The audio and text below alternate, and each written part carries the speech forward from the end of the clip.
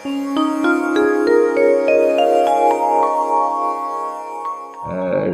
कौन को विषय आलोचना करिया कहतु।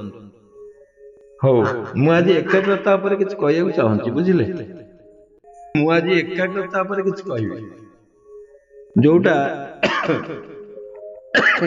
मो काश टिके स्थिर हेलानी अवश्य आ टिके टिके रही आउ रही रही करी कहूची। एकाग्रता होची जोगर अन्य नाम।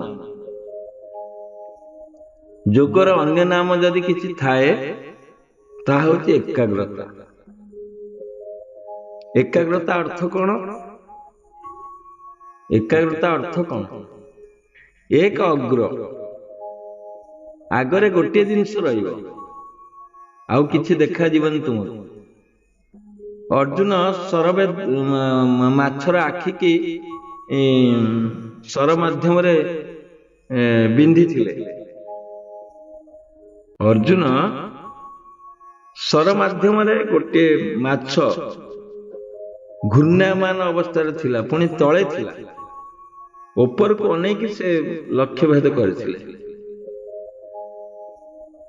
प्रतिफलन देखिक से लक्ष्य भेद करुथिले। केते एकाग्रता हेतिबो अनुभव करन। केते एकाग्रता हेतिबो आ से एकाग्रतार अन्य नाम होची योग। जदियो पतंजलि कहचनी योग चित्त वृत्ति निरोध। चित्तर वृत्ति की निरोध करवा होची योग। चित्तर वृत्ति माने जुआड़ जुआड़ सब जाउची ताको कंट्रोल करिया फेरे आने ताही होची योग। दुख संयोग वियोगं योग संगीतम। योगर डेफिनेशन कहूची दुख संयोग वियोगं दुख रे जड़ित होइथिबा दुख संयोग वियोगं फेरी आनिबा फेड़ी आनिबा एठी फेड़ान एठी वियोगटा होची योग। देखंतु दुख संयोग वियोगं योग संगीतम। दुख रे संयोजित होइथिबा मन को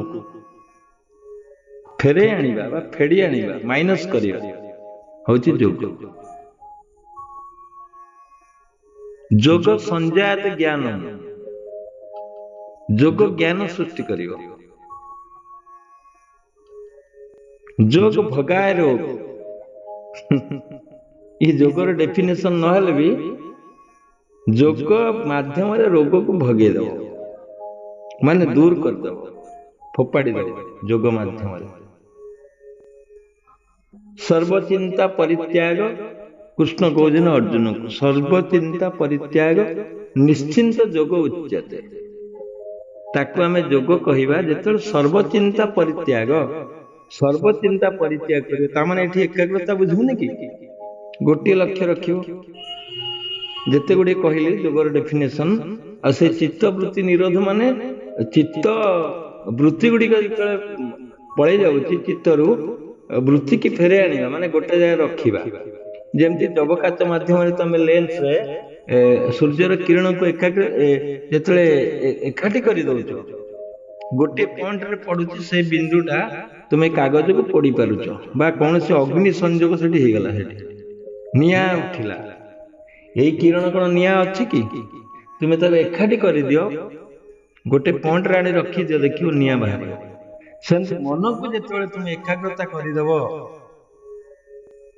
जेते आडे बुलुची साइंटिस्ट मान कहउचनी 360,000 भावना सृष्टि होजी गोटे दिन रे 24 घंटा रे। तेणु 60,000 भावना को तुमे गोटी भावना रखियो निया जलिबनी। 60,000 भावना दिन सारा चालुची रील हिसाब रे। तमे मो कथा सुनिले भी आउ का कथा सुनुथिबो हेटी बुझिलो आउ कोन भाबुथिबो ए प्रवचन सहित आउ भी किछि पसि आछो तुम भीतर जोटा कि 60,000 भावना कैलकुलेशन कराई साइंटिस्ट मान करिचनी बा वैज्ञानिक बा जो माने मनस्तत्वविद माने आलोचना ऊपर रखिचन। तेणु ताकू जदि 60,000 भावना न करी गोटी भावना करियो तेणु केते कोटी लाभ हो जिवो तुम जानि छ। कोटी भावना हो जिवो सेही गोटी भावनाटा तमे कोटी रे लगे परियो इन्वेस्ट करियो पटरे। ତୁମେ ରାସ୍ତାରେ ଯାଉଛ, ଚପଲ ଜଣେ ପିନ୍ଧିକି ଯାଇଛି, ସିଲ୍ଭର ପିନ୍ଧିକି ଯାଇଛି, ତମେ କଣ କହୁଛ? ତମ ଭାବନା ହେ ଆଗ ବୋଧେ ପଇସା ନଥିବ, ସିଏ ଚପଲ ପିନ୍ଧିଛି, ତମ ଭାବନା ଏଠି ଡେଇଁଲାଣି। ଆଉ ଜଣେ ଭଲ ପରଫ୍ୟୁମ ଲଗେଇ ଗଲା ତୁମ କରରେ, କହେ ବଢିଆ ବାସୁଛି ତ, ବୁଝିଲେ? ଆଉ ଜଣେ ହାଇ କଷ୍ଟର ଚପଲ ପିନ୍ଧିଗଲା, ତମେ ବି ତାକୁ ଦେଖୁଛ, କମ୍ପେୟାର କରୁଛ। ତମ ଭାବନାଟା ଏକ୍ସଟର୍ନାଲ ୟୁଟିଲିଟି, ତୁମେ ଏକ୍ସଟର୍ନାଲରୁ ପାଉଛ, ବାହାରୁ ପାଇକି ତୁମେ ଉଦ୍ବେଳିତ ହଉଛ। ଜଣଙ୍କ ବଗିଚାରେ ଫୁଲ ଫୁଟିଛି, ତୁମେ ଦେଖୁଛ, ଆନନ୍ଦିତ ହଉଛ, ୟୁଟିଲିଟି ମିଳିଲା ସେଠି ଫୁଲ ବଗିଚାରୁ, ତାକୁ ଏକ୍ସଟର୍ନାଲ ୟୁଟିଲିଟି କୁହାଯାଏ। ଏଇ ଯୋଉ ଭାବନା ସବୁ ବିଭିନ୍ନ ଆଡୁ ଆସୁଛି, କି ଆଜି ଗୋଟେ କାର ବାହାଘର ହେଇଗଲା, ତୁମେ କଳ୍ପନା କରୁଛ, ତୁମେ ବାହାଘର ହେଇନ, ତମ ଭିତରେ ବି କଳ୍ପନା ସୃଷ୍ଟି ହବ। କିଏ କୋଉ ଗାଁରେ ଗୋଟେ ଚୋରି ହେଇଗଲା, ତମେ ବି ଭାବନାରେ ଆଣୁଛ। କିଏ ଆଇଏସ୍ ପାଇଗଲା, ତୁମେ ଭାବନାରେ ଆଣୁଛ ତୁମ ଏରିଆରେ। କିଏ ଗୋଟେ ଝିଅ ପଳେଇଲା କାହା ସହିତ, ତୁମ ଭାବନାରେ ବି ଆଣୁଛ, ବୁଝିଲେ? ଏମିତି ବିଭିନ୍ନ ପ୍ରକାର ଭାବନା ଗୋଟେ 24 ଘଣ୍ଟା ଭିତରେ ତମେ ଉଠିଲା ପରେ ସେ ତମକୁ ରୁଟିନ ଦେଇ ଦଉଛି। ଆଗେ ଭାବୁଛ ମୁଁ ବଞ୍ଚିଲି, ତାପରେ ଚାଲିଲା ରିଲ, ଚାଲିଲା ଗୋଡେ ଗୋଡେ ଚାଲିଲା। ତେଣୁ ସେ ଏକାଗ୍ରତା କେମିତି ହେଇପାରିବ, ଏକାଗ୍ରତାର ସୂତ୍ର ଆମେ କେମିତି ଖୋଜିକି ପାଇପାରିବା? ଆଉ ଏକାଗ୍ରତା ହଉଛି ଯୋଗର ଗୋଟିଏ ଅଙ୍ଗ। ଏକାଗ୍ରତା ମାଧ୍ୟମରେ ତମେ ସବୁ କିଛି କରିପାରିବ। ବିନା ଏକାଗ୍ରତାରେ ଯୋଗ ହବନି। ତୁମେ ପ୍ରଣାମ କର, ଏକାଗ୍ରତା ଦରକାର। ପ୍ରାଣାୟାମ କର, ଏକାଗ୍ରତା ଦରକାର। ଚକ୍ରଭେଦନ କର, ଏକାଗ୍ରତା ଦରକାର। ସୁହାନ କର, ଏକାଗ୍ରତା ଦରକାର। ଶିବ ମହାମନ୍ତ୍ର ଜପ କର, ଏକାଗ୍ରତା ଦରକାର। ବିନା ଏକାଗ୍ରତାରେ କିଛି ହବନି। ଡୁଇଂ ଚକ୍ରଭେଦନ, ଗୋଇଂ ଆଉଟସାଇଡ, କିଛି ହବନି। ତେଣୁ ଏକାଗ୍ରତାରେ କେମିତି ସଫଳ ହେଇପାରିବ ଯୋଗକୁ, ମୁଁ କେତେ ଗୁଡ଼ିଏ ଗୋଟେ ଗପ ମାଧ୍ୟମରେ ମୁଁ ତାକୁ ତୁମ ଆଗରେ ଉପସ୍ଥାପନ କରୁଛି। ଗୋଟେ ସୁନ୍ଦର ଗପ। ଗପଟି ଏଇପରି, ଗୋଟେ ରାଜ୍ୟରେ ଗୋଟେ ରାଜା ଥିଲେ। ସେ ରାଜା ଜଣେ ବୁଦ୍ଧି ସମ୍ପନ୍ନ, ପରାକ୍ରମୀ, ଆଉ ବିଚାରବନ୍ତ, ନ୍ୟାୟକାରୀ, ପ୍ରଜାବତ୍ସଳ, ପରାକ୍ରମୀ, ସବୁ ଜ୍ଞାନ ଗୁଣ ସବୁ ତାଙ୍କ ଭିତରେ ଭରପୁର ହେଇକି ଥିଲା। ତେଣୁ ସେଇ ରାଜାଙ୍କୁ ଲକ୍ଷ୍ୟ କରିକିରି ଜଣେ ଫକୀର ତାଙ୍କ ରାଜ ବାଟିକି ବା ରାଜ ସିଂହାସନ ପାଖକୁ ପ୍ରତ୍ୟେକ ଦିନ ଯାଉଥିଲେ, ରାଜ ଦରବାରକୁ ଯାଉଥିଲେ, ପ୍ରତ୍ୟେକ ଦିନ ଯାଉଥିଲେ ଏବଂ ଗୋଟେ ଫଳ ନେଇକିରି ରାଜାଙ୍କୁ ଉପହାର ଦଉଥିଲେ। ପ୍ରତ୍ୟେକ ଦିନ ଦୀର୍ଘ 10 ବର୍ଷ ହେଇଗଲା ସେ ସେମିତି ଚାଲିଛନ୍ତି। ଗୋଟେ ଫଳ ନେଇକି ଯିବେ, ରାଜାଙ୍କୁ ଉପହାର ଦେବେ। ରାଜା କହିବେ ଫକୀର ଜଣେ କଣ ଗୋଟେ ଦଉଛି ଫଳ, ତାକୁ କଣ କରିବା? ସେ ତାଙ୍କ କର୍ମଚାରୀ କି ଦଉଥିଲେ, କର୍ମଚାରୀ ମାନେ ଫୋପାଡ଼ି ଦଉଥିଲେ, ତାଙ୍କୁ ଏମିତି ନଷ୍ଟ ହେଇଯାଉଥିଲେ। ଦିନେ ସଂଯୋଗ ବଶତଃ ଫକୀର ରାଜାଙ୍କୁ ଗୋଟେ ଫଳ ଦେଇ ଦେଇଛନ୍ତି। ସେ ଫଳଟି ରାଜାଙ୍କ ଆଗରେ ଜଣେ ମାଙ୍କଡ ସେଠି ଏପଟ ସେପଟ ହଉଥିଲେ, ରାଜା ମାଙ୍କଡକୁ ଦେଇଦେଲେ, ଫୋପାଡ଼ି ଦେଲେ ମାଙ୍କଡକୁ। ମାଙ୍କଡ ତାକୁ ଖାଇଲା। ଖାଇବା ଭିତରେ ରାଜା ଦେଖୁଛନ୍ତି, ତା ଭିତରେ ଗୋଟେ ଚମକ ସୃଷ୍ଟି ହେଲା। ସେ ଫଳ ଭିତରୁ ଲାଇଟେଡ ହେଇକି ବାହାରିଲା। ରାଜା ଆଶ୍ଚର୍ଯ୍ୟ ହେଇଗଲେ, କହିଲେ ଫଳ ଭିତରୁ କଣ ଲାଇଟ ବାହାରିଲା? ଲାଇଟ ଦେଖାଗଲାଣି, ଏଇଟା କଣ ତାହେଲେ? କଣ ତାହେଲେ ଏଇଟା ହେଇଥିବ? ସେଠୁ ଦେଖିଲେ, ଆଗ୍ରହ ସହିତ ଦେଖିଲେ ସେଟା ଗୋଟେ ହୀରାଟା। ସେଠୁ ହଠାତ୍ ରାଜାଙ୍କ ନିଦ ଭାଙ୍ଗିଗଲା। କହିଲେ ଏ ଫକୀର ତ ସବୁଦିନ ମତେ ଗୋଟେ ଗୋଟେ ଫଳ ଦଉଥିଲେ, ତାହେଲେ କଣ ସବୁ ଫଳରେ ହୀରା ଥିଲା? ଫକୀର କହିଲେ ହଁ, ମୁଁ ପ୍ରତ୍ୟେକ ଦିନ ଆସୁଥିଲି, ତୁମକୁ ଗୋଟେ ଫଳ ଉପହାର ଦଉଥିଲି, ଆଉ ସେ ଫଳ ଉପହାର ଭିତରେ ଗୋଟେ ହୀରା ଥିଲା। ତୁମେ ମୋ କର୍ମକୁ ବେଖାତିର କରିଥିଲ, ଆଜି ସେ ସୁଯୋଗ ସୃଷ୍ଟି ହେଇଛି। ଆଉ ତୁମେ ଜଣେ ମହାନ ରାଜା ବୋଲି पराक्रमी विक्रम संपन्न न्यायकारी आ तुम्हें द्वारा आमे किछि ए देशर उपकार हो पारिबो तेणु तुमको किछि शिक्षा देबा पई मैं एठिक आसुथिली ना कौन शिक्षा देबे ना तुम्हें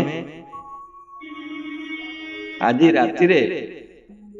राति 12 गोटे जगह को तुम्हें जीव निस्वार्थ ये जो दूर जो बट वृक्ष देखा जाउची बरगछ से बरगछ पाखक तुम्हें जीव मु तुमको शिक्षा दे केमी तुम्हें पराक्रमी हो पार आहरी सतेज हो पार राजा से हाँ कहले एवं से फकीर कथा अनुसार राति 12 जाइए से विराट बट वृक्ष अच्छे से बट वृक्ष पाखे छिड़ा ए शमशान घाट रे जाई छिड़ा बट वृक्ष कहले शमशान घाट रे कहले से शमशान घाट को जीव मुझे थी तुम्हें आस शमशान घाट राजा पहुंची गले राजा से फकीर निर्देश करी कहले देख जो दूर जो बट वृक्ष देखा जाउची से बट वृक्ष ऊपर गोटे शव झुलुची से शव को तुम्हें काटिकी तार रसी काटिदेव एवं शव को तुम्हें नहीं एठिक आसो मृतदेह शव मान मृतदेह ये मरघट पाख तुम्हें आसो आउ मन रख राजन तुम्हें ये शव को काटिला बेले आनिला बेले ता सहित किछि कहब ना मौन रहिबो चुप रहिबो कौन सी कथार उलझन हबनी तुम्हें अलर्ट रहिबो आउ मौन रहिबो खबरदार कर देले कहले जदि तुम्हें कौन कल ताले से सब तुमको असुविधा पके दो राजा कहले ठीक अच्छे राजा तो वीरत्व संपन्न सर्वगुण संपन्न बुद्धि संपन्न सबू अच्छे किंतु यही गुणटा नथिला ता पाखे एकाग्रता नथिला से एकाग्रता पाई से ताऊ डाकी नहीं राजा गले देखिले शव झुलुची काटिदेले खड़गरे शव आसी शव को जिते काटिदेले शव ठोट हो हसिला खिलखिली हसिला राजा कहले अरे तू तो शव तू तो मूर्त तू कौन हसुचु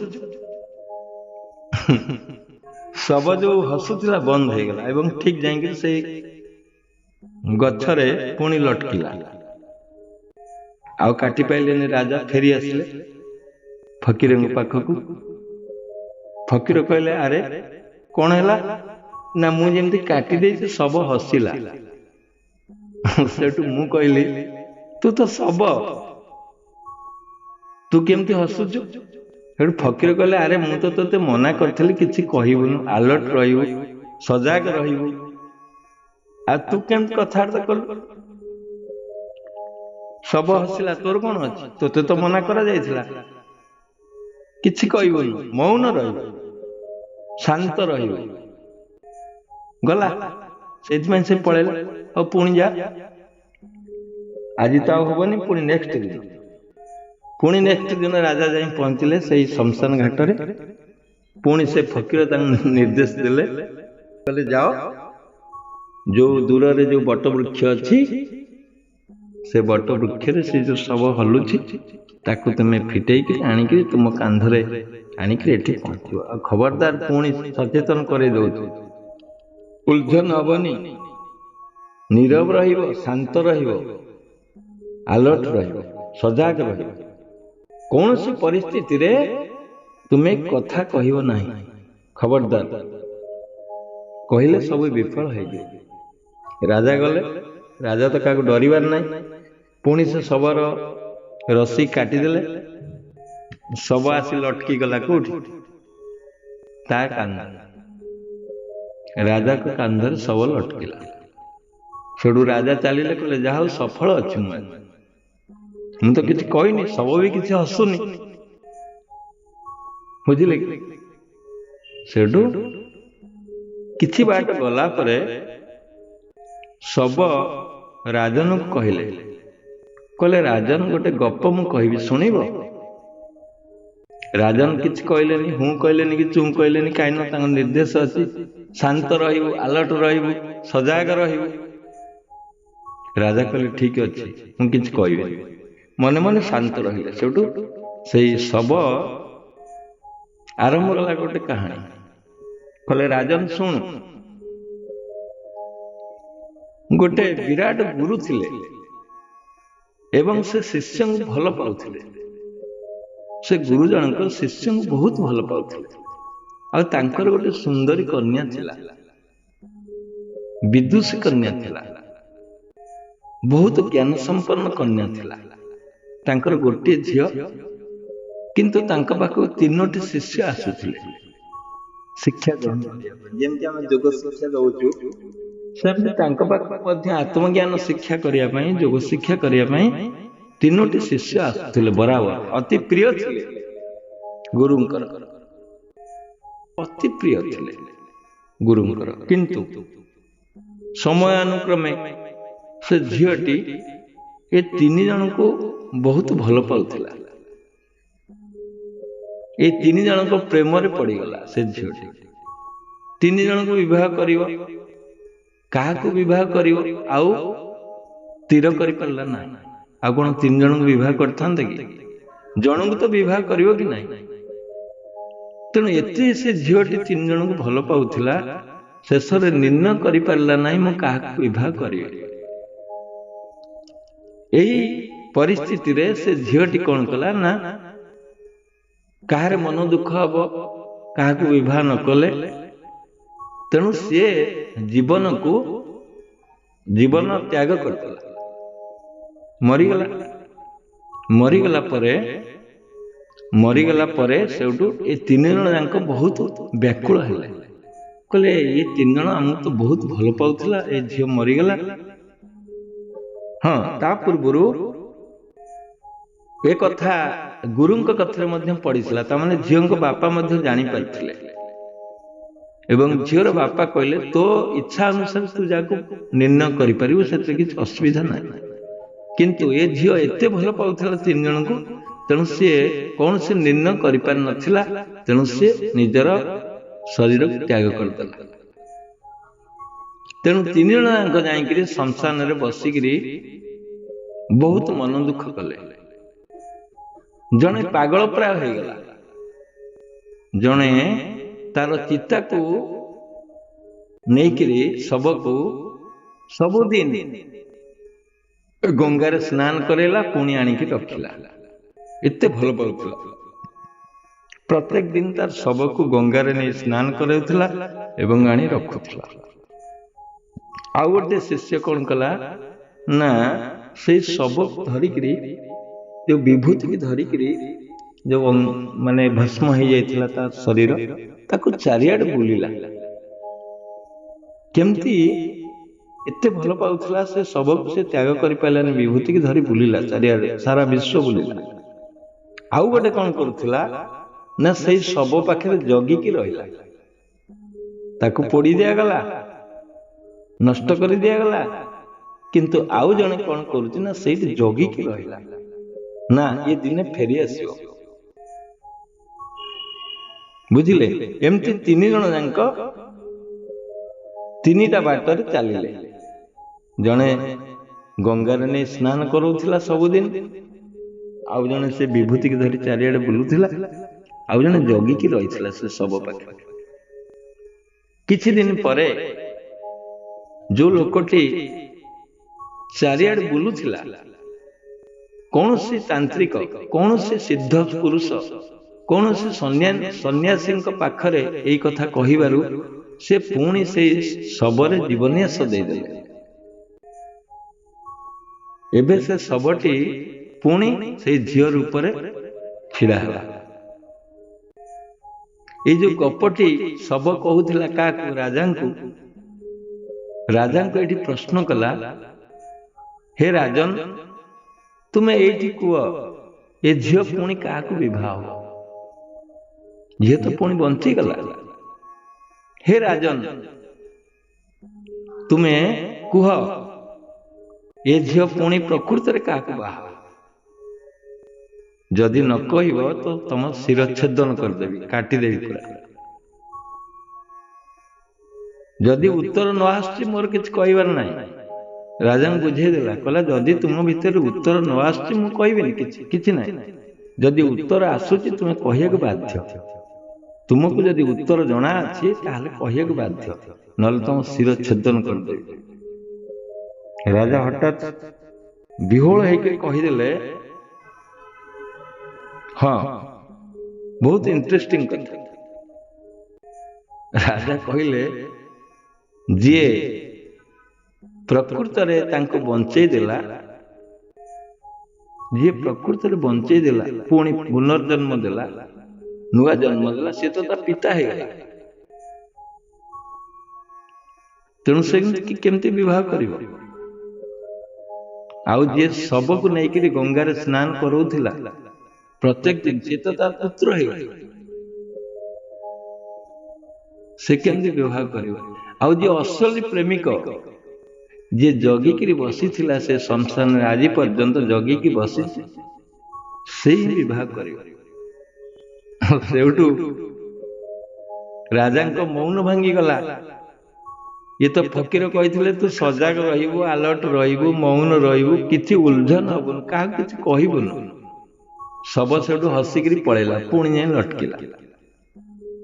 कहले राजन तुम तुम उत्तर दे देल, मु पुणी फेरी जाउछि। पुणी राजन फेरी आसिले कोठी की? फकीर पाख, मन दुख रे। कहले आज्ञा पळेला। सेठू फकीर कहले अरे मु तो तोते कही अलर्ट रहिबू, सजाग रहिबू, मौन रहिबू, कौन सी परिस्थिति आसले कथा कहबू ना, तू कहीं उत्तर दउथलु? ताले तोर एकाग्रतार केमती रहउची? बुझिले? ए गप कहिबार उद्देश्य हो 24 बेताल। 24 टे गप कहै। बेताल कहूची विक्रमादित्य को। विक्रमादित्य महान पराक्रमी राजा, किंतु एकाग्रता पाई से फकीर तांकु अलर्ट करुथिले प्रत्येक समय। एकाग्रता हेई पारला ना। एमती 24 गप कहि बेताल। आमे केते आलोचना करि परिबा गोटे गोटे। 24 गप कहि राजा उत्तर दैचंदी शेष रे सेई जहा से ताकु हाउजी तू साइलेंट रहिबू, सजाग रहिबू, मौन रहिबू, किंतु राजा मौन भंग करचंदी, जोटा कि बेताल पुणी फेरी जाइए। किंतु 25 थर 25 नंबर गप जेतले आरंभ करची राजा से सक्सेस होइचंदी। कहते 25 बेताल। राजा 25 थर 24 थर असफल हैला परे तार एकाग्रता आसी। बुझले? पुणी राजा विक्रमादित्य जार ज्ञान संपन्न, मु कहूଥିଲି ତାଙ୍କ କଥା ଥରେ, ଯେ କି ନ୍ୟାୟକାରୀ, ଦୁଇଟି ଝିଅ, ଦୁଇଟି ସ୍ତ୍ରୀ गोटे पिला को जाइकरी डिमांड करुଥିଲେ राजाଙ୍କ पाखरे, ये मो पुओ, से कहूଥିଲେ ए मो पुओ। अरे गोटे पुओटा दी जणर केमती हो? राजाଙ୍କ पाखरे से केस पड़िथिला। राजा संगे संगे निष्पत्ति नैथिले। संगे संग कहले राज परिषद को, कहले आण गोटे खंडा आण, ए दिखंड करदबा, 2 खंड करदबा ए पिलाटा, तार अधे आर अधे। किंतु जणे सेतरु प्रतिवाद कला, गोटे स्त्री गोटे माँ, कहले नाई नाई खंड करंतु नाई, बरं ताकू दे दियंतु। एवं से स्त्री लोकटा से कहला हाँ दिखंड कर दियंतु। राजा सेठी बुझी पाले ये काउर पुओ। निष्पत्ति गोटे सेकेंड, जोटा कि ये कहले काटंतु नाई, खंड करंतु नाही, से को धरे देले, कहले एटा तो पुओ, एवं ताकू दंड देथिले। से राजा विक्रमादित्य गोटे सेकेंड रे विचार करुथिले, जानी पारथिले मनस्तत्वविद, किंतु एकाग्रता नथिला। देखंतु अर्जुन एते विराट वीर, कृष्ण पाखरे सदाळे ऊपर को नहीं छिड़ा है। देखिए रथ ऊपर कृष्ण थिले, अर्जुन तळे बइथिबो, हे कृष्ण हे कृष्ण चंचल मन कृष्ण प्रमाथि बलवत दृढ़ ये मन एते चंचल आउ प्रमाथि भय सृष्टिकारी ये मन बुझिले मु केबे बुझिले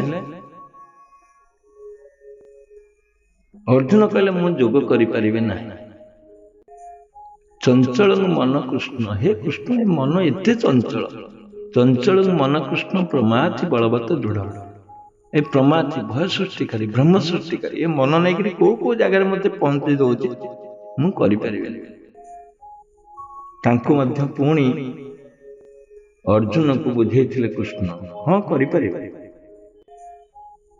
हाँ करि परिबो न काई असंशय महाबाहो मन दुनिग्रहं चलम असंशय महाभाव अर्थ हे अर्जुन असंशय मु जानुची सह करि होबन किंतु ताकू धीरे धीरे अभ्यास वैराग्य द्वारा तू ताकू शांत करि परिबे रोध करि परिबे एकाग्रता दरकार सेति पई जो अर्जुन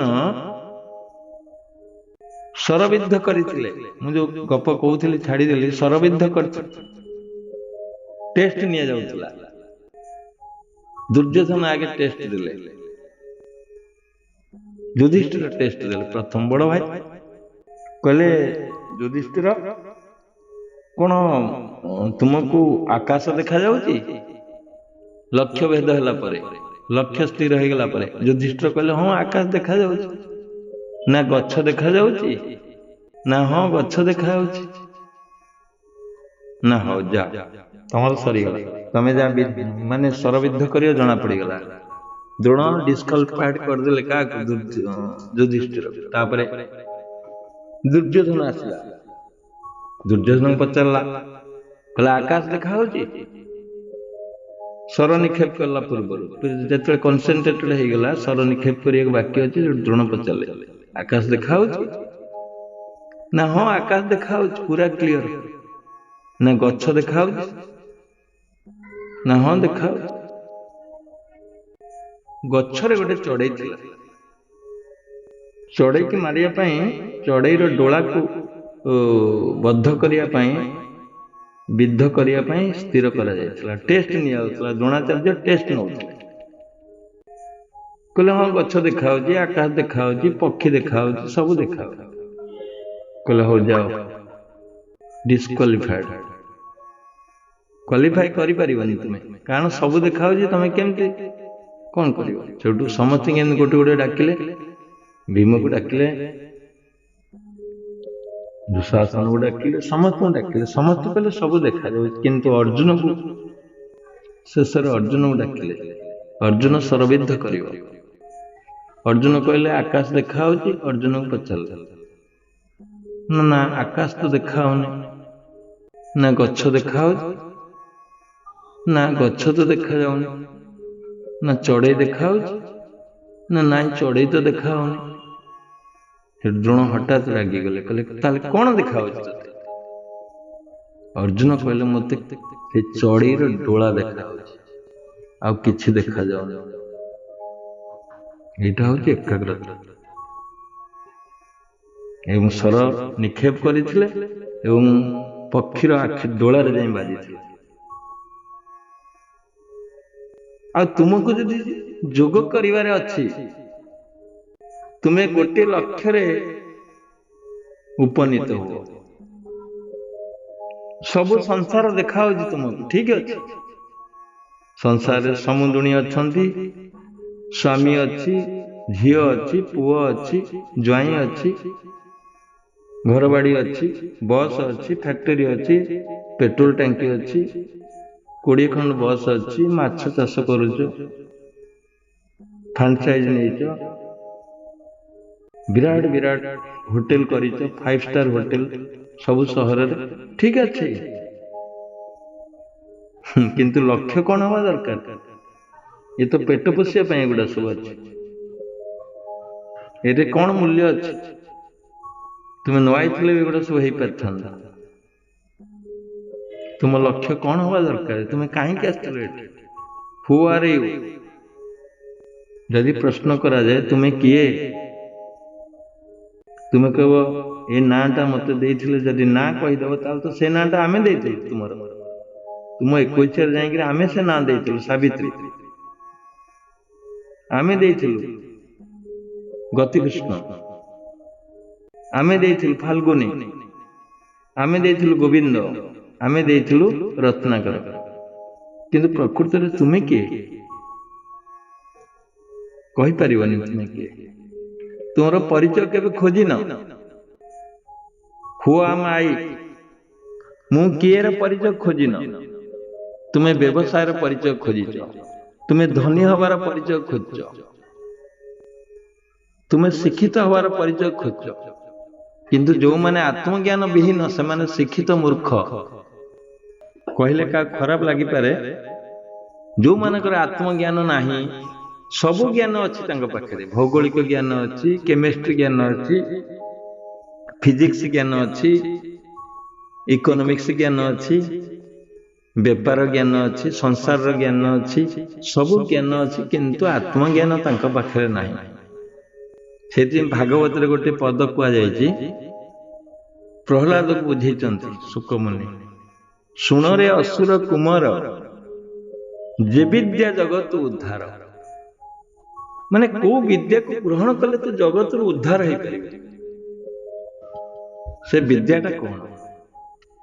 शुणरे असुर कुमार जे विद्या जगत उद्धार, को विद्या ग्रहण कले तो जगत उद्धार हो पारे। कहले मर्त्य मंडल देह वही देवता होइले मरई, मर्त्य मंडल को जी आसब सी मरब कहीं मर्त्य मर्त्य मृत्युर देश, यहाँ मृत्युर देश, यहाँ मर्त्य मंडल ये तो पृथ्वी एक संस्थान, ये जो जन्म नब से मरब निश्चिंत। तेणु मर्त्यपुर मृत्युपुर को आसिक तुम्हें केमती कौच बंची, मर्त्य मंडल देह वही देवता होइले मर, देवता आसले मर, पुणी कहले मर्त्य मंडल देह वही, मर्त्य मंडल देह ग्रहण करिकरी मर्त्य मंडल देह वही जार आत्मज्ञान नाही,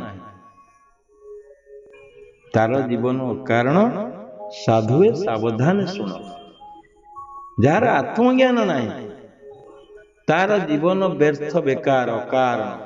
से कहूँ मु जड़े वैज्ञानिक, किए कहूँ मु नोबेल प्राइज पाई, ये कौन ज्ञान? किए कहूँ परमाणु बोमा मु तैयारी कर दे, केते लोक मारिया तैयारी कर, जी परमाणु बोमा पकईला एवं मरीगला, कहला एमती काम कहीं करवा उचित भी नुहे।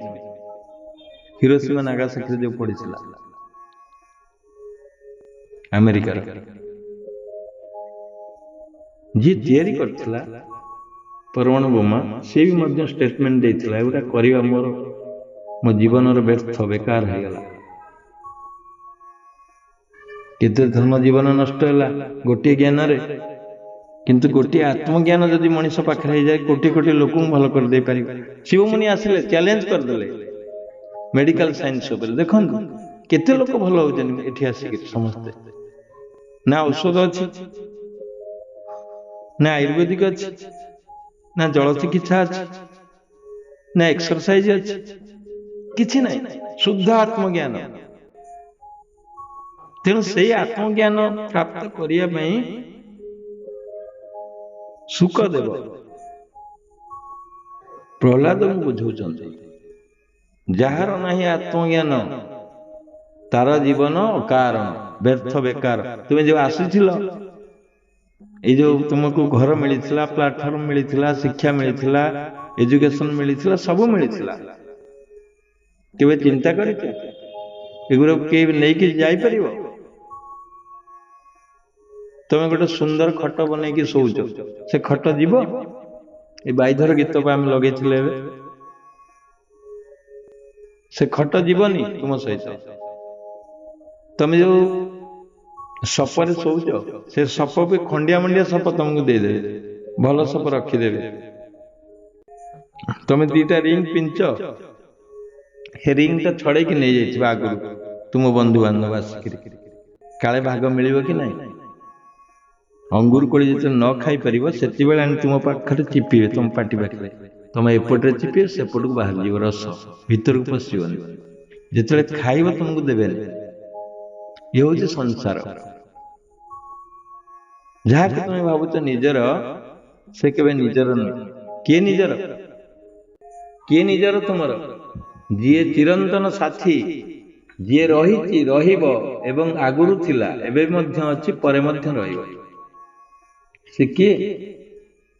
ସେ ତୁମ ଭିତରେ ଅଛି, ତୁମକୁ ବାରମ୍ବାର ସଚେତନ କରୁଛି। ମୋ ପାଖକୁ ଆ, ମୋ ପାଖରେ ବସ, ମୋ ପାଖରେ ହସ, ମୋ ପାଖରେ ଶୋ, ମତେ ଚିନ୍ତା କର, ମତେ ଚିନ୍ତା କର। ତୁମେ କଣ କରୁଛ? ଭାଗବତରେ ଗୋଟେ ସୁନ୍ଦର କଥା କୁହାଯାଇଛି, ମୋ ଆତ୍ମା ସଦାନନ୍ଦ ଦେହି,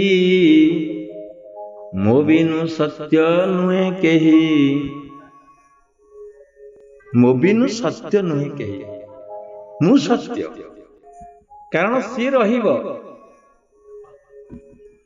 ସେ ହିଁ ରହିବ। ଆଉ ସବୁ ବିନାଶଶୀଳ। ଆତ୍ମା ବିନାଶଶୀଳ ନୁହେଁ, ଯିଏ ଅଛି ତୁମ ଭିତରେ। ତୁମେ ତାକୁ ନେଗ୍ଲେକ୍ଟ କରୁଛ। ଏ ଆତ୍ମା ରୂପ ନିରଞ୍ଜନ, ସକଳ ବେଦର ସମାନ। ଏ ଆତ୍ମା ରୂପ ନିରଞ୍ଜନ, ସକଳ ବେଦର ସମାନ। ଯେତେ ବେଦ ଅଛି ତାର ସମାନ ହଉଛି ଏ ଆତ୍ମା। ପରମ ସ୍ୱୟଂ ପରକାଶ, ଜୀବର ଦେହ ମାୟା ପାଶ। ବୁଝିଲେ? ପରମ ସ୍ୱୟଂ ପରକାଶ, ହେଇ ପରମ ଯାହାକୁ କହୁଛ, କିଏ ଗୋଟେ ଉପରେ ଅଛି, ସେ ସ୍ୱୟଂ ତୁମ ଭିତରେ ଅଛି। ପରମ ସ୍ୱୟଂ ପରକାଶ, ଜୀବର ଦେହ ମାୟା ପାଶ। ଏ ଜୀବ ଭିତରେ, ମାୟା ଭିତରେ ସେ ରହିଛି, ମାୟା ପାଶରେ ରହିଛି, ତେଣୁ ତୁମେ ତାକୁ ଦେଖିପାରୁନ। ପ୍ରାଣିକ ମଧ୍ୟେ ମୁହିଁ ଜୀବ, ନିର୍ଗୁଣେ ମୁହିଁ ସଦା ଶିବ। ନିର୍ଗୁଣ ମୁଁ ହଉଛି ସେଇ ଶିବ, ମୁଁ ହଉଛି ସେଇ ସନାତନ, ମୁଁ ହଉଛି ବ୍ରହ୍ମ, ମୁଁ ହଉଛି ବ୍ରହ୍ମ, ମୁଁ ସବୁ କିଛି। ତେଣୁ ତୁମେ ତାକୁ ପାଇବାକୁ ହେଲେ ତୁମକୁ ଯୋଉ ଟପିକ ଆମେ ରଖିଥିଲେ, ବର୍ତ୍ତମାନ ଆଲୋଚନା କରୁଥିଲେ, ତୁମ ଏକାଗ୍ରତା ଦରକାର। ବିନା ଏକାଗ୍ରତାରେ ତୁମେ ପାଇବନି। ତମେ ରଠ କରିକି ଆଜି ସାଧନ କରିବ, କାଲି କହିବ ହଁ ସାଧନ ଅଛି ତ, ଏଇନା ଜୀବନ ଅଛି, ବହୁତ ଦିନ ବଞ୍ଚିବା, କାଲି ନକଲ କଣ ହେଇଯିବ, ଆଜି ନକଲ କଣ ହେଇଯାଉଛି, କାଲି ତ କରିବି, କାଲି ତ କରିବି ମୁଁ। ଏ ମାୟାର ଯୋଉ ପାଶରେ ତୁମେ ରହିଛ, ମାୟା ତୁମକୁ ଛନ୍ଦି ଦେଇଛି ଚାରିଆଡେ, ମାୟା ତୁମକୁ ଛନ୍ଦି ଦେଇ ରଖିଛି। ସେଥିପାଇଁ ତୁମେ ଉଠ ବହୁଛ, ରାହା ମିଳୁନି ବେଳେ ବେଳେ। ଆଉ ଏଇଟା ମନେ ରଖନ୍ତୁ, ଯାହାର ଯେତେ ଦୁଃଖ ଅଛି, ଯିଏ ଯେତେ ଅଶାନ୍ତିରେ ଅଛି, ଯିଏ ଯେତେ ଭୟରେ ଅଛି, ଯିଏ ଯେତେ ପୀଡ଼ିତ ଅବସ୍ଥାରେ ଅଛି, ରୋଗଗ୍ରସ୍ତ ଅବସ୍ଥାରେ ଅଛି, ତା ପାଇଁ ଏ ଯୋଗ ପ୍ରକୃଷ୍ଟ ଜିନିଷ। ସେ ହିଁ ଏଠିକି ଆସିବ। ଯେତେବେଳେ କାହାକୁ କୌଣସି ରାସ୍ତା ମିଳିବନି, କୌଣସି ବାଟ ଦେଖାଯିବନି, ସେ ଫେରି ଆସିବ ଏଠି। ତେଣୁ ଇଏର ଆତ୍ମାର ପ୍ରବନ୍ଧ ନୁହେଁ କି ତୁମକୁ ରୋଗଗ୍ରସ୍ତ କରାଇବା। ତୁମର ହିତାକାଂକ୍ଷା ହେଇକି ବଇଛି, ତୁମେ ଭାବୁଛ ମୋର ରୋଗ ହେଇଗଲା, ନା, ରୋଗ ସୃଷ୍ଟି କରୁଛ ସେଇ, ତୁମକୁ ଠିକ ବାଟକୁ ଆଣିବା ପାଇଁ। ତୁମେ ହତଭାଗ କଣ କରୁଛ? ଯୋଗ ଆଡକୁ ନ ଆସି ବେଳେ ବେଳେ ତୁମେ ମେଡିସିନ ଆଡକୁ ଯାଉଛ, ମେଡିକାଲ ଆଡକୁ ଯାଉଛ। ଆଉ ପୂର୍ବ ଜନ୍ମର ସଂସ୍କାର ଯଦି ଅଧିକ ନଥିବ, ତୁମେ ଆ ଭିତରକୁ ଆସିପାରିବ ନାହିଁ, ତୁମେ ଆ ଭିତରକୁ ଆସିପାରିବନି। ଆସିଲେ ସିନା ଏକାଗ୍ରତା ହବ। ଆସିଲେ ସିନା ଏକାଗ୍ରତାର ସୂତ୍ର ତମକୁ ଦିଆଯିବ। ତେଣୁ ଗୁରୁଦେବ ଆସିଲେ ଏକାଗ୍ରତା କେମିତି ହେଇପାରିବ, ତୁମ ଭିତରେ ଏକାଗ୍ରତା କେମିତି ହେଇପାରିବ ସେ ସୂତ୍ର ଦେଲେ। କଣ ସୂତ୍ର ଦେଲେ? ପ୍ରଣବ କରିବ। ପ୍ରଣବ ହେଉଛି ମୋଷ୍ଟ ପାୱାରଫୁଲ, ସର୍ବଶକ୍ତିମାନ ଓଙ୍କାର। ତୁମେ ଝଙ୍କୃତ କରିବ। ଆଉ ଦେଖ, ସମ୍ପୂର୍ଣ୍ଣ ଏକାଗ୍ରତା ଯୋଉଠି ନଥାଏ ସେଇଟା ହିଁ ପ୍ରଣବରେ ସୃଷ୍ଟି ହୁଏ। କୃଷ୍ଣ ଯେମିତି କହୁଥିଲେ, ଶ୍ରୀକୃଷ୍ଣ କହୁଥିଲେ, ଭଗବାନ ଶ୍ରୀକୃଷ୍ଣ ଅର୍ଜୁନ, ତସ୍ୟ ବାଚକ ପ୍ରଣବ। ପ୍ରଣବ କରିବା ପାଇଁ ତାକୁ ଡାକିବାର ଶବ୍ଦ ହଉଛି ପ୍ରଣବ। କାହାକୁ ଡାକିବାର? ଆତ୍ମାକୁ ଡାକିବାର ଶବ୍ଦ ହଉଛି ପ୍ରଣବ, ଯୋଉ ଓଙ୍କାର ଯୋଉ କୁହାହଉଛି। ତେଣୁ ଶିବମୁନି ଆସିଲେ, ଗୁରୁଦେବ ଆସିଲେ, କହିଲେ ତୁମେ ଓଙ୍କାର କରିବ, ପ୍ରଣବ କରିବ। ଯୋଉ ପ୍ରଣବ ଆମେ ଏବେ କରୁଥିଲେ ପୂର୍ବରୁ। ଆଉ ପ୍ରଣବରେ ଯେତେ ଏକାଗ୍ରତା ହବ କୋଉଥିରେ ହବନି। ପ୍ରଣବ ତୁମକୁ ସ୍ୱୟଂ ଏକାଗ୍ରତା କରେଇଦବ। ତମେ ଲୀନ ହେଇଯିବ ସେ ସ୍ୱରରେ, ସେ ଶବ୍ଦରେ। ନା ସେଠି ବସ୍ କଣ୍ଡକ୍ଟର କଥା ଚିନ୍ତା କରିବ, ତୁମେ ଯୋଉ କଣ୍ଡକ୍ଟର ରଖିଛ 10 ଖଣ୍ଡ ବସର ମାଲିକ ହେଇକି, ସେଠି ଶୁଭିବନି। ବୁଝିଲେ? ତୁମେ ବିରାଟ ଷ୍ଟାଡିୟମ ଗୋଟେ ତିଆରି କରିଛ, ଓଡ଼ିଶାରେ ଖେଳୁଛନ୍ତି ଆସିକି ସମସ୍ତେ, ଭାରତର ଖେଳୁଛନ୍ତି, ସେଠି ମନେ ପଡିବନି ଓଙ୍କାର। ଓଙ୍କାର ଏତେ ଶକ୍ତିଶାଳୀ, ଏତେ ତରଙ୍ଗ ସୃଷ୍ଟି କରିବ, ତମେ ଜାଣିନ? ଲକ୍ଷେ କିଲୋମିଟର ବେଗରେ ଲାଇଟ ସୃଷ୍ଟି ହବ ଭିତରେ ପ୍ରଣବ ସ୍ୱରରେ। ଅଗ୍ନି ଉଦ୍ଗୀରଣ ହବ, ବିଜୁଳି ଯେମିତି ମାରୁଛି ସେମିତି ବିଜୁଳିର ତରଙ୍ଗ ସୃଷ୍ଟି ହବ ପ୍ରଣବରେ ଭିତରେ। ଦେଖ, ଦେଖିବାକୁ ଚେଷ୍ଟା କର, ଏକାଗ୍ରତା ଆଣ। କେତେ ମୋଷ୍ଟ ପାୱାରଫୁଲ ଜିନିଷ ଅଛି ପ୍ରଣବରେ। ଆଉ ସେଇ ପ୍ରଣବର ସୂତ୍ର ଦେଇଗଲେ କେମିତି କରିବ? ଛିଡା ହେଇକିରି ପ୍ରଣାମ କଲେ ହବନି, ଶୋଇକିରି ପ୍ରଣାମ କଲେ ହବନି, ବସିକିରି ବି ପ୍ରଣାମ କଲେ ହେବନି। ଦେଖିବାକୁ ଗଲେ 3ଟି ଆସନ ଆମେ ପାଇଛେ, ଗୋଟେ ବସିବା, ଗୋଟେ ଛିଡା ହବା, ଗୋଟେ ଶୋଇବା। କିଏ ଯୋଗୀ ଆସିଲାଣି, କିଏ କହିଲାଣି ମୁଁ 29ଟା ଆସନ ଜାଣିଛି, କିଏ କହୁଛି 21ଟା ଜାଣିଛି, କିଏ କହୁଛି 46ଟା ଜାଣିଛି, କିଏ କହୁଛି 84 ଆସନ ମୁଁ ଜାଣିଛି। ଆରେ ଆସନ ତ 3ଟା। ଅତି ସୂକ୍ଷ୍ମ ହବାରେ ଗୁରୁଦେବ କହିଲେ ଆସନ ତ 3ଟା, ଗୋଟେ ବସିବା, ଗୋଟେ ଛିଡା ହବା, ଗୋଟେ ଶୋଇବା। ଏଇ 3ଟି ଆସନରେ ତୁମେ ରହିକିରି ପ୍ରଣବ ବି କରିପାରିବ ନାହିଁ। ଗୋଟିଏ ସୂକ୍ଷ୍ମ ଆସନ ଅଛି ଯୋଉଟା କି ଏତ କହିହବନି, ସେ ଆସନ ଦେଖେଇ ହବନି। ତେଣୁ ତୁମେ ବସିକିରି ସେ ଆସନ କରିବ। ସମାସନ, ପଦ୍ମାସନ ନୁହେଁ। ପଦ୍ମାସନରେ ଗୋଡ ଭାଙ୍ଗିଯିବ, ଆଉ ଯୋଉ କୂଳକୁ ଆମେ ରୋକିବା କଥା, ଯୋଉ ଶକ୍ତି କି, ସେ ଶକ୍ତି ପାତ ହେଇଯିବ, ଶକ୍ତି ବିଚ୍ଛୁରିତ ହେଇ ପଳେଇବ। ତେଣୁ ସେଇ ଶକ୍ତି ଯେତେବେଳେ ଓଙ୍କାର ସୃଷ୍ଟି, ଓଙ୍କାର ନାଦରେ ଯେମିତି ଗୋଟେ ଜାଗାରେ ଗୋଟେ ପରମାଣୁ ବୋମା ପଡିଗଲା, ସେ ଜାଗାଟା କଣ ହବ? ମାଛ ଅଛନ୍ତି ଗାଡିଆରେ, ନଈରେ, ତମେ ଆନେସ୍ଥେସିଆ ଦେଇକିରି ଗୋଟେ ଆନେସ୍ଥେସିଆ ଭଳିଆ କାମ କରୁଛି, ଗୋଟେ ସୃଷ୍ଟି କରିଦଉଛନ୍ତି, ତା ଭିତରେ ବାଣ ଫୁଟେଇ ଦଉଛନ୍ତି, ମାଛ ଗୁରା କୋଲାସ ହେଇଯାଉଛନ୍ତି, ଘାବରେଇ ଯାଉଛନ୍ତି। ସେମିତି ଏଠି ଗୋଟେ ଏମିତି ଉଦ୍ଗୀରଣ ହବ, ଯୋଉ ଶକ୍ତିଟା ସଞ୍ଚାର ହବ, ସେ ଶକ୍ତିଟା ନଷ୍ଟ ନ ହବ। ସେ ଶକ୍ତିକି ରୋକିବା ପାଇଁ ମଧ୍ୟ ଆସନରେ ପ୍ରତିବନ୍ଧକ ରଖାଯାଇଛି, ନହେଲେ ନଷ୍ଟ ହେଇଯିବ। ମାନେ କେତେ ପାୱାରଫୁଲ ଶକ୍ତି ଅଛି ଦେଖନ୍ତୁ ଓଙ୍କାରରେ। ଏତେ ସୁନ୍ଦର ଟେକ୍ନିକ ଦେଇଛନ୍ତି ଓଙ୍କାର ଉପରେ, ଏତେ ସୁନ୍ଦର ଟେକ୍ନିକ ଦେଇଛନ୍ତି ଯୋଉଟା ଓଙ୍କାର ବି ସମାଧିସ୍ଥ ହେଇପାରିବ। ଓଙ୍କାରରେ, ପ୍ରଣବରେ, ପ୍ରଣବ କରୁ କରୁ ସମାଧିସ୍ଥ ହେଇଯିବ।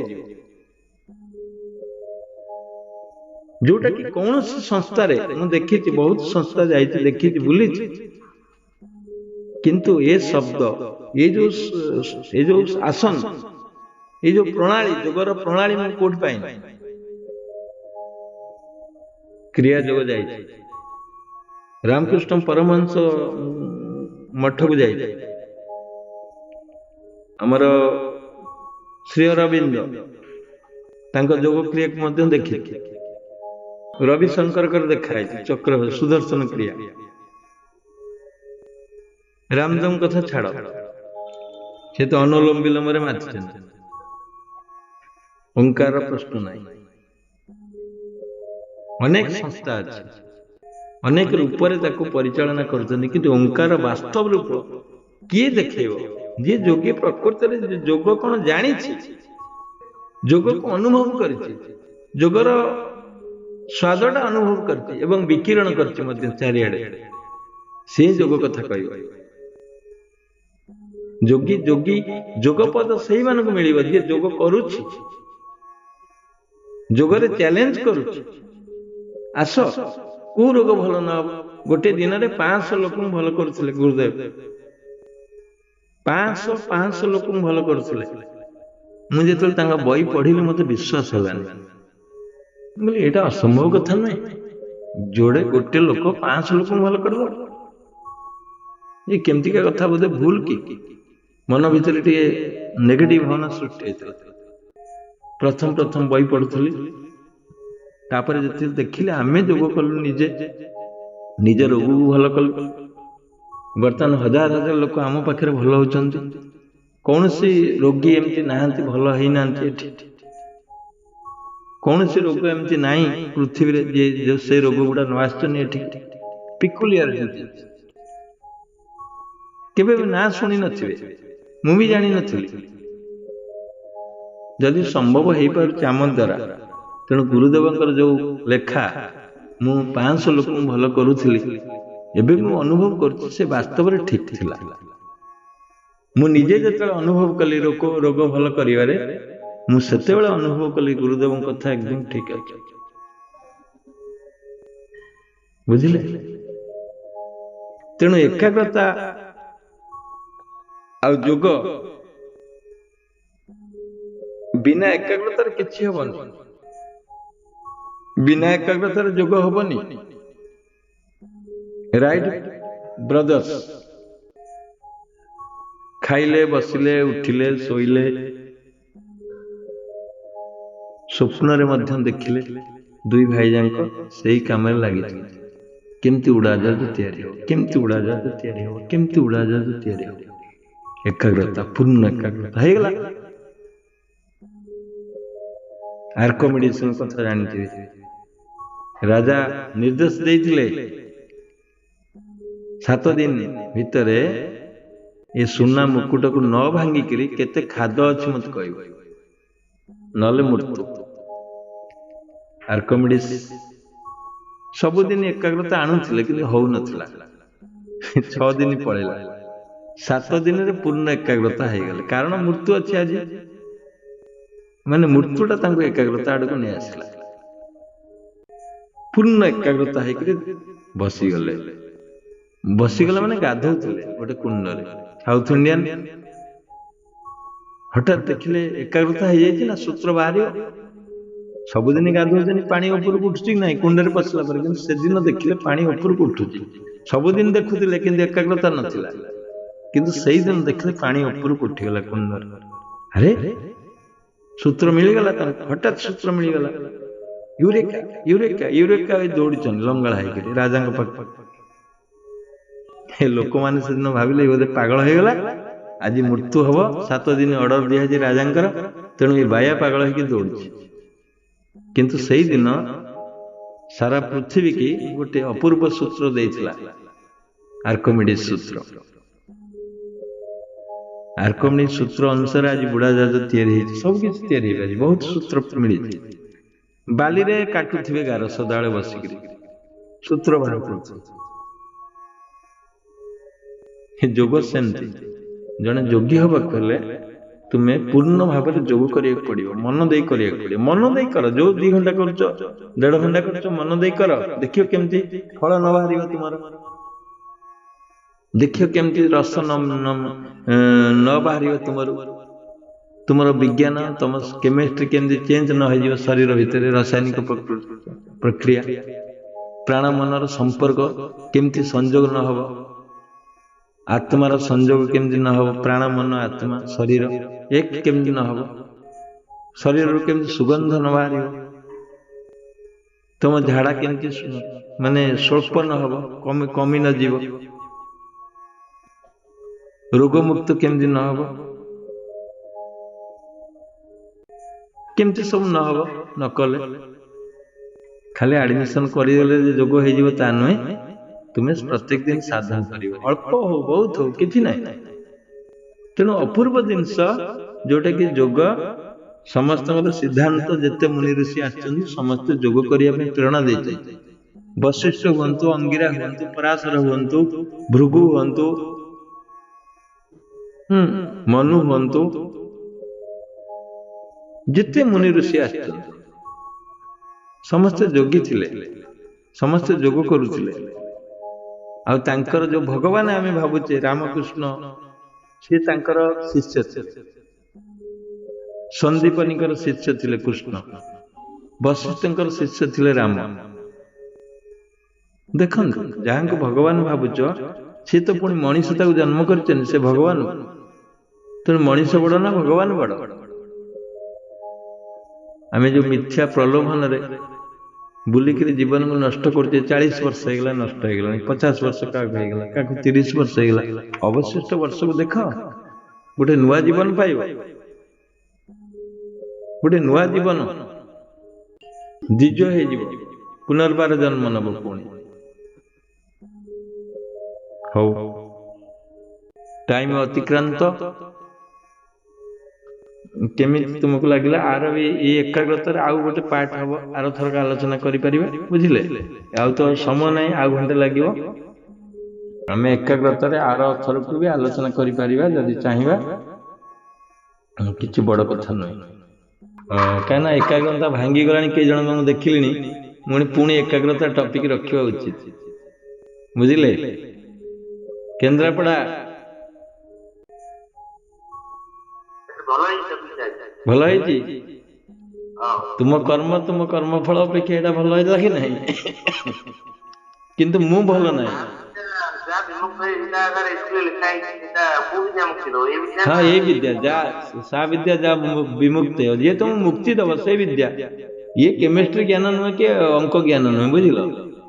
ଯୋଉ ବିଦ୍ୟାରେ ତମେ ମୁକ୍ତି ପାଇବ ସେ ଆତ୍ମଜ୍ଞାନ, ବୁଝିଲେ? ଆଜି ଟପିକ କେମିତି ଲାଗିଲା? ମୁଁ କହିଲି ଏକାଗ୍ରତା କେମିତି ହେଇପାରିବ ଯୋଗରେ? ଯୋଉ ଅଙ୍ଗ ଗୁଡା ଶିବମୁନି ଆଣି ପୁରେଇଛନ୍ତି, ଗୋଟି କହିଛି ମାତ୍ର ପ୍ରଣବ କଥା। ଆଉ ତ ରହିଛି କେତେ ଗୁଡିଏ କଥା, ଚକ୍ର ଭେଦନ ରହିଛି ବା ଆଉ ସବୁ ରହିଛି, ମୁଁ କହିନି। ପୁଣି ଆଲୋଚନା ଯଦି କହିବେ କରିବା, ଆର ଥରକ ପୁଣି ଏଇଠୁ ଆରମ୍ଭ କରିବା। ମନ ଯଦି ବଗ ଏକାଗ୍ରତା ହେଇପାରିଲା, ବଗ ଥରେ ମାଛ ଖାଇବାକୁ ବସିଛି, ତା କରରେ ଗୋଟେ ବ୍ୟାଣ୍ଡ ପାଟି ବଜେଇ ବଜେଇ ଗଲେ, ସିଏ ସିଆଡକୁ ଅନଉନି, ବୁଝିଲେ? ସିଏ ସିଆଡକୁ ଅନଉନି। କେଇ ଜଣ କୀର୍ତ୍ତନ କରିକି ଗଲେ, କେଇ ଜଣ ଶବ ନେଇକିରି ଗଲେ, ହରେ ରାମ ହରେ କୃଷ୍ଣ ହେଇକିରି, ବଗ ଅନଉନି। ବଗ ତାର ତା ବାଟରେ ଅଛି, କେତେବେଳେ ମାଛ ଆସିବ ମୁଁ ଧରିବି। ସେଇଟା ହଉଛି ଏକାଗ୍ରତା।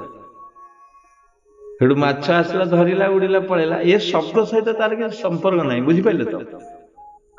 ଯୋଉ ଶବ୍ଦ ତା କରେ ହେଇକିରି ଗଲା, ତାକୁ ସେ ଭ୍ରୁକ୍ଷେପ କରିନି, ଅନେଇନି, ଶୁଣିନି, ବିଲକୁଲ ଶୁଣିନି। ସେ ଏକାଗ୍ରରେ ଅନେଇଛି ମାଛକୁ। ଜଣେ ବଂଶୀ ପକଉଥିଲା, ବଂଶୀ ବୁଝିପାରୁଛ ତ? ବଂଶୀ ପକଉଛି, ତାର ଯୋଉ ପଙ୍ଖାକୁ ଟାଣିଲାଣି, ମାଛ ଖୁମ୍ପିଲାଣି ଟିକେ ଟିକେ ଟିକେ ଟିକେ। ଜଣେ ଲୋକ ପଚାରୁଛି, କହୁଛି, ଆଜ୍ଞା ସେଇ ବାଟେ ଯାଉଥିଲା, ଆଜ୍ଞା ଏଇ ଗାଁକୁ କୁଆଡେ ରାସ୍ତା ଅଛି? ମୁଁ ଅମକ ଗାଁକୁ ଯିବି। ସେ ଶୁଣୁନି। ପୁଣି ପଚାରିଲା, ଶୁଣିଲାନି। ପୁଣି ପଚାରିଲା, ଶୁଣିପାରିଲାନି। ସେଠୁ ଏଇ ଲୋକଟା କହିଲା, ଏଇଟା କିଏ ଅନ୍ଧ ନା କଣା ନା କଣ, ମତେ ମୋ କଥାଟା ଶୁଣୁନି। ସେଠୁ ତାପରେ ତା ପଙ୍ଖାକୁ ଟାଣି ନେଇଯାଇଥିଲା ମାଛ, ସିଏ ପୁରା ଏକାଗ୍ରତା ଥିଲା, ମାଛକୁ ଟାଣି ଆଣି ରଖିଦେଲା ଉପରେ। ସେଠୁ କହିଲା, କଣ ହେଲା, କୁଆଡେ, ତମେ କିଏ? ନା ମୁଁ ପଚାରୁଛି ତମକୁ 3 ଥର, ଆରେ ଇଆଡୁ ଯିବି ବୋଲି ତମେ ମତେ କିଛି କହୁନ? ନା ମୋ ଲକ୍ଷ୍ୟରେ ମୁଁ ଥିଲି, ମୁଁ ତମ କଥା ଶୁଣିଲେ ମୋ ମାଛ ପଳେଇ ଯାଇଥାନ୍ତା ନା। ତେଣୁ ମୋ ଲକ୍ଷ୍ୟରେ, ତୁମ ଲକ୍ଷ୍ୟରେ ତୁମେ ଥାଅ, ତୁମେ ଯୋଗ କର ସବୁବେଳେ। କିନ୍ତୁ ତୁମେ ତା ଅର୍ଥ ନୁହେଁ କୋଉଠି ଭୋଜି କରନି, କୋଉଠି ମାଂସ ଖାଅନି, କି କୋଉଠି ଯାନିଯାତ୍ରା ଯାଅନି, କି ଖେଳନା ନ କିଣ, କି ମନ୍ଦିର ନ ଯାଅ। ମୁଁ ସେ କଥା କହୁନି। ତୁମେ ଯୋଗ କର, ସବୁ କାମ କରୁଥିବ, ଗୋଟିଏ ଇଏରେ ଥିବ। ଗୃହ ଆରମ୍ଭି ଗୃହୀ ମେଳେ, ଗୃହ ଆରମ୍ଭି ଗୃହୀ ମେଳେ, ନପଶି ରହିବ ନିରୋଳେ, ଭାଗବତରେ କୁହାଯାଇଛି। ଗୃହୀ ମାନଙ୍କ ସହିତ ଗୃହ ଆରମ୍ଭ କରିଦବ, ସଂସାର କରିଦବ, ସବୁ କରିଦବ, କିନ୍ତୁ ତୁମ ଲକ୍ଷ୍ୟରେ ତୁମେ ଥିବ, ତାହେଲେ ଯୋଗୀ ହେଇପାରିବ। ଜଣେ ଢିଙ୍କି କୁଟୁଛି, ମୁଁ ତ ଉଦାହରଣ ଦେଇଛି ବହୁତ। ଜଣେ ଢିଙ୍କି କୁଟୁଛି, ସମୟ ଉପରେ ସେ ଲକ୍ଷ୍ୟ ଦବ, ନା ତା ଦେହରେ ତା କ୍ଷୀର ଦଉଛି ତା ଛୁଆକୁ। ଢିଙ୍କି କୁଟା ସମୟ ଉପରେ ଶୁଙ୍କଉଛି, ସେ ତା କ୍ଷୀର ଦଉଛି ତା ପିଲାକୁ। କିଏ ଆସି କହିଲା ତାକୁ ବି ଚୁଡା ଦେଇଦେଲା, କିଏ କାହାକୁ କଣ କଥା ହେଲା, ସବୁ କରୁଛି, କିନ୍ତୁ ଲକ୍ଷ୍ୟ କୋଉଠି ଅଛି? ସମୟ ଉପରେ, ନହେଲେ ହାତ ଛେଚି ହେଇଯିବ ନା। କିନ୍ତୁ ସବୁ କାମ କରୁଛି ତା ସହିତ, କାହା ସହିତ କଥା ହଉନି, କଣ ଫୋନ ବି କଥା ହଉଛି, ସବୁ ଚାଲିଛି, କିନ୍ତୁ ସମୟ ଉପରେ ଲକ୍ଷ୍ୟ ରହିଛି। ସେମିତି ତୁମେ ସବୁ କାମ କର, ଲକ୍ଷ୍ୟ ରଖ ମୁଁ କେମିତି ସାଧନ କରିବି, ତାହେଲେ ତୁମେ ଉପକୃତ ହବ। ଏଇଟା ହଉଛି ଯୋଗର ଲକ୍ଷ୍ୟ, ଏକାଗ୍ରତା। ଆଉ କିଏ କଣ କହିବେ କୁହନ୍ତୁ?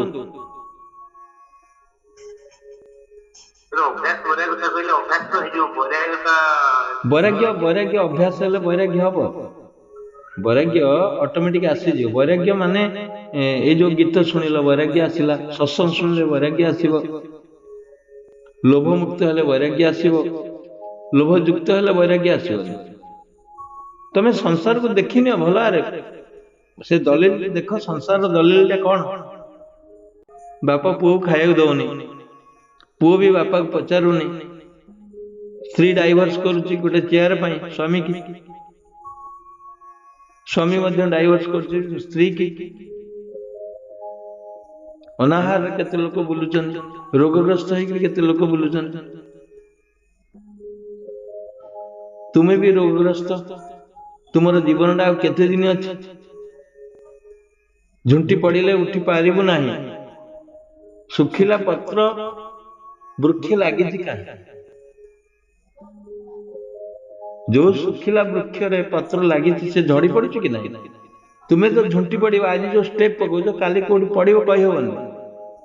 ତେଣୁ ଏଇ ଯୋଉ ଜ୍ଞାନର ବୈରାଗ୍ୟ ସୃଷ୍ଟି ହବ ତୁମ ଭିତରେ, ତୁମେ ଆସିବ, ବୈରାଗ୍ୟ ସୃଷ୍ଟି ହବ, ଆସ୍ତେ ଆସ୍ତେ ବୈରାଗ୍ୟ ହବ, ବୈରାଗ୍ୟ ସୃଷ୍ଟି ହବ। ତମେ ବିବେକ ଅନୁମୋଦିତ କାମ କଲେ ବୈରାଗ୍ୟ ସୃଷ୍ଟି ହବ। ବୁଦ୍ଧିରେ ଦେଖିବ କଣ ହଉଛି ସଂସାରଟା, ସଂସାରରେ କିଏ, ମୁଁ କଣ କରିବି, ସଂସାରକୁ କାହିଁକି ଆସିଛି, କୋଉଥିପାଇଁ ଆସିଛି, କୁଆଡେ ଯିବି, ତାହେଲେ ବୈରାଗ୍ୟ ସୃଷ୍ଟି ହବ।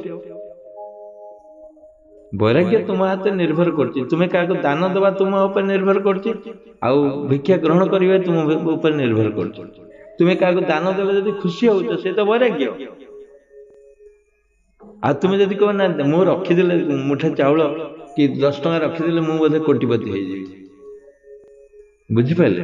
ତୁମେ କାହାକୁ ଦାନ ଦେଲେ, ଡୋନେଟ କଲେ ତୁମର କେତେ ଆନନ୍ଦ ସୃଷ୍ଟି ହବ, ବୈରାଗ୍ୟ ସୃଷ୍ଟି ହବ। ଆଉ ଯିଏ ଏକ୍ସପେଣ୍ଡିଚର କରି ଜାଣିଛି ତା ପାଖକୁ ପଇସା ଆସିବ। ଇନକମ୍ ସେଇ କରିପାରିବ। ଇନକମ୍ କରୁଥିବା ଲୋକ ଏକ୍ସପେଣ୍ଡିଚର ଯଦି ଜାଣିନି, ତାହେଲେ ସେ ପଇସା ତା ପାଇଁ ବ୍ୟର୍ଥ, ବେକାର। ପୁଳେ ପଇସା ଦୁଃଖ ଅର୍ଜିତ ଯେତେ ଧନ, ସେ ସୁଖେ ନୁହେଁ ପ୍ରୟୋଜନ। ତମେ ଯେତେ ଧନ ଦୁଃଖରେ ଅର୍ଜନ କରିବ, ସେ କେବେ ସୁଖ ଦେବନି ତୁମକୁ। ଏଇ ଜ୍ଞାନ ବହୁତ ଦରକାର। ଜ୍ଞାନ ହେଲେ ଆସ୍ତେ ଆସ୍ତେ ବୈରାଗ୍ୟ ସୃଷ୍ଟି ହବ। ବୈରାଗ୍ୟ ଗୋଟେ ପାଠ ନୁହେଁ, ବୈରାଗ୍ୟ ତୁମ ଭିତରେ ଅଛି। ଯେମିତି କ୍ରୋଧ ଅଛି, ଲୋଭ ଅଛି, ସ୍ନେହ ଅଛି, ମମତା ଅଛି, ସବୁ ଅଛି, ସେମିତି ବୈରାଗ୍ୟ ବି ଅଛି। ଆମେ କେବେ ଯୋଗ କରିବୁ ବୋଲି ମୁଁ କେବେ କଳ୍ପନା କରିଥିଲି କହିଲୁ?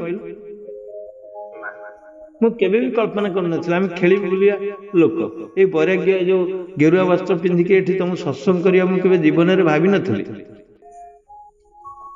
କେବେ ବି ଭାବିନଥିଲି। ଯଦି ମୋର ୟୁରିନ୍ ଟ୍ରବୁଲ ନ ହେଇଥାନ୍ତା, ମୁଁ ଆ ଭିତରୁ ନ ଆସିଥାନ୍ତି, ତାହେଲେ ହଜାର ଜ୍ଞାନ ମୋ ପାଇଁ ବ୍ୟର୍ଥ ହେଇଯାଇଥାନ୍ତା। ତେଣୁ ଆତ୍ମଦେବଙ୍କର ଏମିତି ପ୍ରରୋଚନା ଅଛି, ଏମିତି ପ୍ରବନ୍ଧ ରଖିଛନ୍ତି ଆଗରୁ ମୋ ଦଲିଲରେ, ଯେ ଆକୁ ଏଇ ବାଟରେ ଏଠିକି ଆଣିବାକୁ ପଡିବ, ନହେଲେ ମୁଁ ଆସିପାରିବିନି।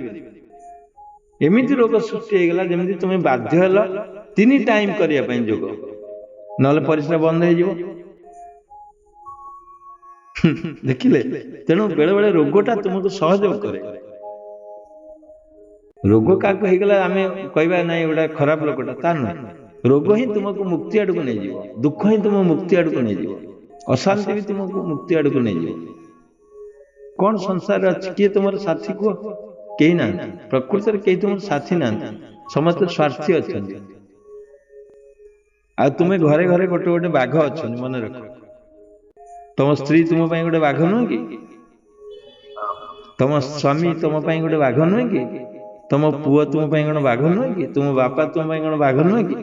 ଇଏ ବ୍ଲଡ ପ୍ରେସର ଉଡୁ, ये ब्लड प्रेशर उठे देव ऊपर को पूरा बुझला हाई ब्लड प्रेशर कर दे माने गोटे गोटे टाइगर ये संसारटा तुम भल परीक्षा कर आखि पाखर निजक देखी नियो समस्त गोटे गोटे बाघ तुम छिड़ा है तुम्हें कौन कर